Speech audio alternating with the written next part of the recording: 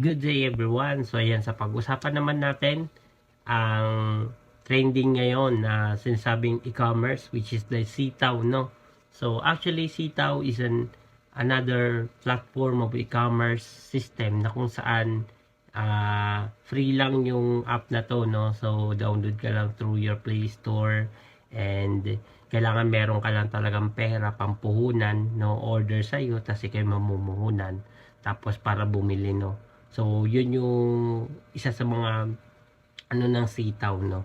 So while pero sa other e-commerce like our e-commerce, which is the Uno e-commerce, no? So the OPS system, no? Magandang bagay sa kanya once na naging part ka ng business, 'di ba? You have a platform which is the e-commerce itself. May program na rin po 'yan at trainings na libre po, no? Sa aralin mo na lang din and magpapaguide ka na lang din, no? Sa kung saan no need na para mamuhunan kasi own store mo na siya. Ang magandang bagay sa kanya is meron kang stock products, no? Na kung saan ang company mismo na sino magpapadala doon, 'di ba?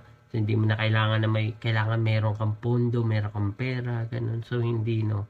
Yun ang magandang bagay sa kanya kasi free na yung e-commerce na yun pag once na naging part ka ng OPS system, 'di ba? So yun lang, maraming salamat. Follow for more.